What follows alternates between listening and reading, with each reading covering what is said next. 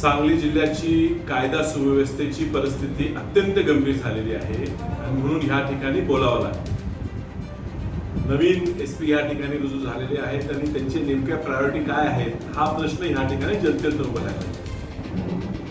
राजरोज खून होत आहेत. ह्या वर्षाची 26ची सुरुवातच पहिल्या दिवशी खुनापासून झाली आणि आता 6 महिन्यात कित्येक मर्डर ह्या ठिकाणी सांगलीच्या आसपासच्या परिसरात झालेले आहेत.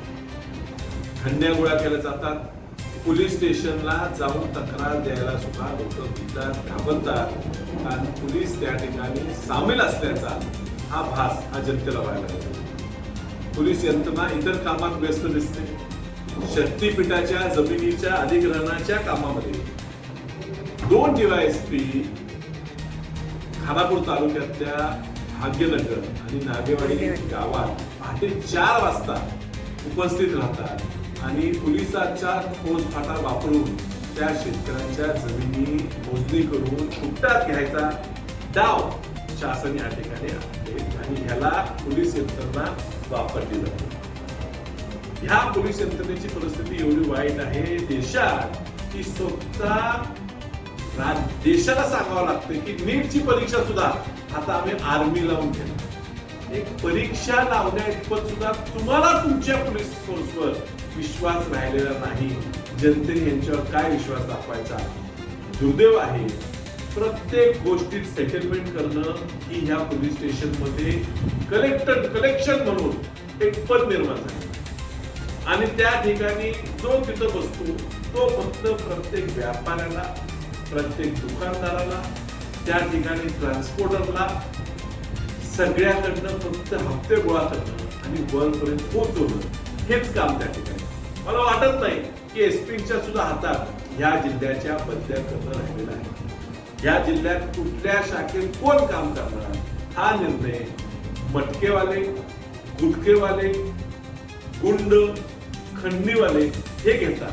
आपल्याला कोण सोयीचा असेल तोच आपल्या पोलीस स्टेशनचा प्रमुख होतो.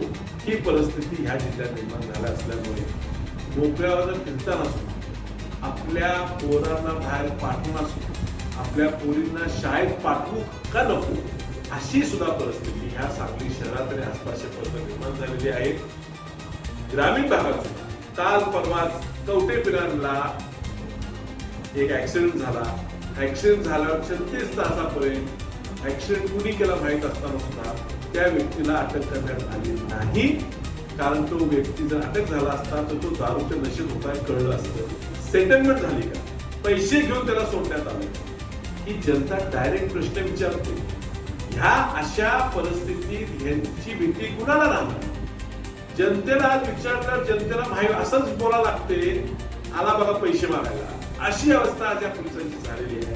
ह्याला कोण जबाबदार आहे. मुख्यमंत्री ह्या खात्याचे प्रमुख आहेत. त्यांनी याबाबत काय निर्णय घेतलेला आहे, काय पावलं घेतले सांगावं.